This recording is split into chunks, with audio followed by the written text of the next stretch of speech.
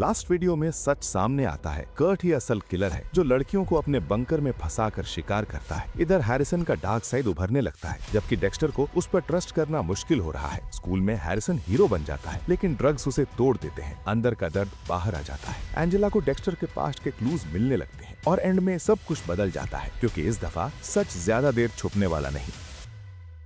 Harrison यहाँ आने के बाद अपने रूड बिहेवियर पर माफी मांगता है और कहता है कि अब वो कर्ट की तरफ से मिलने वाली पार्ट टाइम जॉब को लेकर पॉजिटिव फील कर रहा है। लेकिन डेक्स्टर इतना पॉजिटिव नहीं है, उसे कर्ट पर पूरा भरोसा नहीं। इस वक्त हैरिसन को लगता है कि कर्ट उसके लिए ज्यादा बेहतर फादर फिगर बन रहा है। तुमने मुझे छोड़ दिया था और अब तुम मेरी हर डिसीजन लेना चाहते हो। हमें कर्ट के दिमाग की एक डार्क झलक मिलती है, जहाँ वो क्लोए के चेहरे के खराब होने पर डीपली अपसेट है। वो चाहता है कि लोग अपनी लास्ट मोमेंट्स में वैसे ही प्रिजर्व रहें जैसे वो दिखते हैं, इसलिए वो उन्हें पीठ से गोली मारना पसंद करता है। डेक्स्टर को दोबारा पुलिस रोकती है और पहले वो समझता है कि ये यूजुअल रोल प्ले है, लेकिन फिर एंजेला उसका असली नाम लिखा हुआ पेपर निकालती है और उसे स्टेशन ले जाने को कहती है ताकि वो जवाब दे। डेक्स्टर फिर से आधा सच बताता है कि वो क्यों भागा था। एंजेला उससे सिंपैथाइज करती है, लेकिन इतने अरसे तक झूठ बोलने पर हर्ट भी है और असल में अब दोनों का रिलेशनशिप खत्म हो जाता है। तुम मेरा सीक्रेट रखोगी? ओह गॉड, बस चले जाओ। डेक्स्टर इंसिस्ट करता है कि हैरिसन को जॉइंट थेरेपी सेशन पर ले जाएं, लेकिन जब वो अपने पास्ट के बारे में सच नहीं बोल सकता तो थेरेपी का कोई फायदा नहीं। ये सीन हमें याद दिलाता है कि हैरिसन इतना डिस्टर्ब्ड क्यों है और क्यों उसने पार्टी में बिना सोचे समझे ड्रग्स ले लिए थे। मैं उसकी आंखों में देखकर पूछना चाहता था कि वो कैसे प्रिटेंड कर सकता है कि मैं एग्जिस्ट ही नहीं करता। शायद इसीलिए मैं भी हाई हो गया। कुछ देर के लिए सब भूल जाता है। एंजेला को ये बात सस्पिशियस लगती है कि कर्ट ने मैट की सर्च अचानक बंद कर दी जब वो माइंस चेक करने वाले थे, इसलिए वो खुद एक ऑफिसर टेरी के साथ माइंस सर्च करती है। उन्हें मैट कॉडवर नहीं मिलता, लेकिन आयरिस की लाश मिल जाती है। वो डेक्स्टर को फोरेंसिक हेल्प के लिए बुलाती है। डेक्स्टर को शक होता है कि मॉली कर्ट से क्यों बात कर रही है, इसलिए वो चुपके से अपना फोन रिकॉर्डिंग पर छोड़ देता है। इस कॉन्वर्सेशन में कर्ट कन्फेस करता है कि उसने झूठ बोला था। मैट सिटी से बाहर नहीं बल्कि अपने बंकर में छुपा हुआ है। वो मॉली को इंटरव्यू के लिए बुलाता है और अब डेक्स्टर को पता चल जाता है कि मॉली डेंजर में है। डेक्स्टर टाइम पर वहाँ पहुँच जाता है एक अच्छे नेबर बनकर। कर्ट उसे पोलाइटली वापस भेजने की कोशिश करता है, लेकिन डेक्स्टर जबरदस्ती अंदर घुसकर रूम चेक करता है। ये जगह दरवाजा बाहर से लॉक होता है, कैमरा भी है। ये देखना पसंद करता है। कर्ट इस बात को कवर करता है कि मैट बिना बताए चला गया। हैरिसन स्कूल की रेसलिंग टीम में है और मूस क्रीक के खिलाफ टूर्नामेंट में चैंपियन बन चुका है। जब एक ओपोनेंट डर्टी प्ले करता है, कर्ट उसे कहता है कि खून के लिए जाओ और हैरिसन वाकई कंट्रोल खो देता है। सब मिशन छोड़ने के बजाय उस लड़के का हाथ तोड़ देता है। कर्ट डेक्स्टर को पुश करता है, लेकिन कोच दोनों को रोक देता है। तुम दोनों को अब यहाँ से जाना होगा। Skin of her teeth. Dexter body examine करता है और कंक्लूड करता है कि आयरिस को पीठ से गोली मारकर यहाँ घसीट कर दफन किया गया। डरावनी बात यह है कि वो उस वक्त जिंदा थी और पत्थरों के नीचे दबकर निकलने की कोशिश कर रही थी। उसके दांतों में इंसानी स्किन का पीस फंसा होता है, जिससे डीएनए मिल सकता है। सुबह डेक्स्टर हैरिसन के साथ रिलेशनशिप इंप्रूव करने की कोशिश करता है। उसके लिए ब्रेकफास्ट बनाता है। टिपिकल टीवी स्टाइल में हैरिसन आधा खाकर स्कूल भाग जाता है, लेकिन शुक्रिया जरूर कहता है, जो कि एक छोटी सी पॉजिटिव साइन है। डेक्स्टर एंजेला को कर्ट की सीक्रेट कैबिन दिखाता है, लेकिन कर्ट सब एविडेंस मिटाकर गायब हो चुका होता है। सिर्फ वही इतनी हद तक जाता है जिसके पास छुपाने को कुछ हो। डेक्स्टर कर्ट के डाइनर जाता है, जहां हैरिसन अब ट्रक्स वॉश कर रहा होता है। डेक्स्टर कर्ट को सीधा स्टेयर देता है, जैसे कि वो उसका राज जानता हो, और कर्ट भी वैसी ही वाइब्स देता है। एक वक्त था जब मुझे लगता था हम अच्छे दोस्त बन सकते हैं, हम में काफी सिमिलैरिटीज हैं। एंजेला आती है और कर्ट को अरेस्ट कर लेती है। उसका डीएनए आयरिस के दांतों में मिली स्किन से मैच होता है। बाहर हैरिसन काम फिनिश करता है और एक ट्रक ड्राइवर उसे एक्स्ट्रा पैसे देकर एक पैकेट देता है। कहता है ये अपने डैड को देना। अंदर डेक्स्टर को एक टाइटेनियम स्क्रू मिलता है जो ब्रोकन लेग्स फिक्स करने के लिए यूज होता है। ये क्या है? डेक्स्टर चुपके से कर्ट से मिलने जाता है। कर्ट ठंडी आवाज में बताता है कि उसे पता है डेक्स्टर ने मैट के साथ क्या किया। वो डिटेल में बताता है कि जिस रात डेक्स्टर ने मैट को मारा वो नशे में बर्फ समझ रहा था, लेकिन बाद में पता चला कि वो उसके बेटे की जली हुई बॉडी की राख थी। इंटरोगेशन में कर्ट हर चीज का लॉजिकल एक्सक्यूज देता है, लेकिन जब डीएनए का जिक्र होता है वो चुप हो जाता है और लॉयर के आने तक कुछ नहीं बोलता। फिर भी वो कैमरे पर कन्फेशन करता है, लेकिन अपने बाप पर इल्जाम लगाता है कि वो अब्यूजिव था और आयरिस को उसने उठाया था। मसला ये है कि डीएनए सिर्फ पार्शली मैच करता है, इसलिए ये भी हो सकता है कि वो उसका बाप हो। इसी वजह से कर्ट को फिलहाल छोड़ दिया जाता है। हैरिसन फिर से बुलीज के साथ फाइट करने वाला होता है, लेकिन इस बार उसके पास नाइफ है। बस करो। वो डेक्स्टर को कन्फ्रेस करता है कि उसे अपने माँ की मर्डर की कुछ यादें हैं और हमें एक नया शॉट मिलता है जहाँ ट्रिनिटी रीटा के ऊपर खड़ा है बाथटब में, या शायद हैरिसन को देख रहा है। डैडी अभी घर आ जाएगा। जब डेक्स्टर अपनी कार की तरफ वापस जा रहा होता है, तब कर्ट का ट्रक ड्राइवर उस पर हमला कर देता है। पिकअप ट्रक में बेहोशी की हालत में पड़ा हुआ डेक्स्टर एक ख्वाब देखता है जहां हैरिसन बिल्कुल डेक्स्टर मोड में आकर सारे बुलीज को मार देता है और एक बार फिर एक्टिंग की तारीफ करनी बनती है। हैरिसन वाकई ऐसा लगता है कि वो ये सब करने की कैपेबिलिटी रखता है। डेक्स्टर होश में आता है और कर्ट के हंटर दोस्त को चेल्सी स्माइल देता है जिसकी वजह से उनका क्रैश हो जाता है। अब शिकार शुरू होता है। डेक्स्टर को सीधा मारना नहीं बल्कि उसे जख्मी करना टारगेट है। एंजेला को अभी पता चला है कि डेक्स्टर ने ड्रग डीलर पर अटैक किया था। जब वो पूछती है कि क्या हुआ, डीलर बताता है कि उसे नीडल से चुभाया गया था और उसके पास अभी भी उसका निशान है। एंजेला को ये भी सस्पिशियस लगता है कि डेक्स्टर के रिलीज होने के बाद ही मेन सप्लायर डेड मिलता है। कर्ट के प्लान का हिस्सा ये भी है कि हैरिसन को भी मार दिया जाए, लेकिन वो चाहता है कि दोनों बाप बेटा एक ही जगह पर हों, इसलिए वो हैरिसन के साथ टाइम स्पेंड करता है। स्कूल में घुसकर उसे बैट स्विंग करना सिखाता है। ये सब हैरिसन को फील कराता है कि कर्ट एक ज्यादा केयरिंग और डिवोटेड फादर फिगर है। फिर वो उसे कैबिन ले जाता है। एक्सपेक्ट करता है कि डेक्स्टर भी जल्दी पहुंच जाएगा, लेकिन डेक्स्टर इस वक्त हंटर को कंफ्यूज करने के लिए ब्लड ट्रेल छोड़ रहा होता है ताकि स्नीक अटैक कर सके। तुम कौन हो? कर्ट ने तुम्हें क्या दिया? मेरा बेटा। डेक्स्टर को जल्दी करनी होती है क्योंकि कर्ट अपना रिचुअल शुरू करने के लिए रेडी है। जैसे ही वो गोली चलाने वाला होता है, डेक्स्टर वहां पहुंच जाता है और कर्ट को भागना पड़ता है। वापस आते हुए डेक्स्टर हैरिसन को सच बताता है कि वो भी ब्लड में पैदा हुआ था, बिल्कुल उसकी तरह, और तब से वो अपनी वायलेंट अर्जेस को कंट्रोल करता है, बुरे लोगों को मारकर हैरी के कोड के मुताबिक। ये ऑनेस्टी हैरिसन को कुछ सुकून देती है। बस यही था, मैं सिर्फ यही चाहता था। एंजेला इंजेक्शन मार की वजह से डेक्स्टर के पास्ट को चेक करती है और उसे बेहावा बुचर के क्राइम्स मिलते हैं। The family business. एपिसोड के स्टार्ट में डेक्स्टर एक क्रीपी क्लाउन का शिकार कर रहा होता है जो एक प्ले सेंटर में आता है। क्लाउन्स आमतौर पर स्कैरी नहीं लगते, लेकिन ये सीन काफी क्रीपी है। डेक्स्टर अपना प्रोसेस डिटेल में बताता है ताकि हैरिसन अपनी अर्जेस को समझ सके। हैरिसन को सुकून मिलता है कि वो अकेला नहीं है। मैं हमेशा अकेला महसूस करता था, मुझे लगता था कोई मुझे समझ ही नहीं सकता। स्टोरी का हैंडलिंग यहाँ काफी स्ट्रॉन्ग लगता है। ये सिर्फ स्टोरी को लंबा नहीं कर रहा बल्कि इस कंटिन्यूएशन को एक मीनिंगफुल डायरेक्शन दे रहा है। डेक्स्टर पूरा सच नहीं बताता और प्रिटेंड करता है कि वो किलर्स को सिर्फ डराता है, मारता नहीं। इससे हैरिसन उसे बैटमैन जैसा हीरो समझने लगता है। क्रिसमस डे है लेकिन एंजेला खुश नहीं है। वो अभी भी बेहाबा बुचर केस इन्वेस्टिगेट कर रही है। हैरिसन क्रिसमस स्पिरिट में है और डेक्स्टर उसे हंटिंग राइफल गिफ्ट करता है। थोड़ी ट्रेनिंग के बाद वो काफी अच्छा शॉट साबित होता है। ओके, तुम्हें मिल गया। दोनों कर्ट के बारे में बात करते हैं और फिर एंजेला के घर क्रिसमस डिनर के लिए जाते हैं, जहां एंजेला को प्रिटेंड करना पड़ता है कि उसे कोई शक नहीं। कर्ट भी वहां आ जाता है फ्रेंडली बनकर। अगर पता होता तुम लोग यहाँ हो तो मैं भी गिफ्ट लाता। Peace be with you. Dexter और हैरिसन एक्सक्यूज बना के निकल जाते हैं ताकि कर्ट का काम तमाम कर सकें। ड्रोन यूज करते हुए वो कर्ट को ढूंढते हैं। हैरिसन अपनी फैंटेसी शेयर करता है कि वो ट्रिनिटी को मारना चाहता है। उसे नहीं पता कि डेक्स्टर पहले ही ये कर चुके हैं। उन्हें एक वेंट मिलता है जो अंडरग्राउंड बंकर का सिग्नल देता है, लेकिन कर्ट वहां नहीं होता। वो डेक्स्टर की कैबिन जला रहा होता है ताकि दोनों को नींद में मारकर एक्सीडेंट लगे। जब कर्ट को पता चलता है कि उसका बंकर मिल गया है, तब तक देर हो चुकी होती है। डेक्स्टर और हैरिसन उसके विक्टिम्स को बॉक्सेस में प्रिजर्व देख लेते हैं। हैरिसन सीधा पूछता है कि क्या डेक्स्टर सीरियल किलर है, क्योंकि कर्ट जैसा इंसान मरने के लायक है। यही डेक्स्टर कन्फेस करता है कि उसने ट्रिनिटी को मारा था, तुम्हारी माँ के लिए और उन सब के लिए जो उसने किया। कर्ट को पकड़ने के लिए डेक्स्टर अपना यूजुअल मेथड यूज करता है। कर्ट जस्टिफाई करने की कोशिश करता है कि वो लड़कियों को बचाता था, लेकिन ये मॉली पर अप्लाई नहीं होता। हैरिसन डेक्स्टर का पूरा प्रोसेस देखता है और सीखता है कि कैसे वो अपनी अर्जेस को कंट्रोल करता है। वापस आकर वो देखते हैं कि कैबिन जल चुकी है और एंजेला वहां मौजूद है। बाद में एंजेला को कर्ट का लेटर मिलता है जो प्रूफ करता है कि डेक्स्टर ने मैट को मारा था। एंजेला तुरंत अरेस्ट नहीं करती, वो भी इन्वेस्टिगेशन कंप्लीट कर रही होती है। इधर डेक्स्टर हैरिसन के साथ भागने का प्लान बनाता है, लेकिन हैरिसन इस आइडिया के खिलाफ है क्योंकि ये जगह उसका फ्रेश स्टार्ट थी। एंजेला बच्चों को घर से बाहर भेजकर डेक्स्टर को अरेस्ट करती है। टर्न अराउंड, घुटनों पर बैठो, हाथ सर के पीछे। डेक्स्टर मॉर्गन, तुम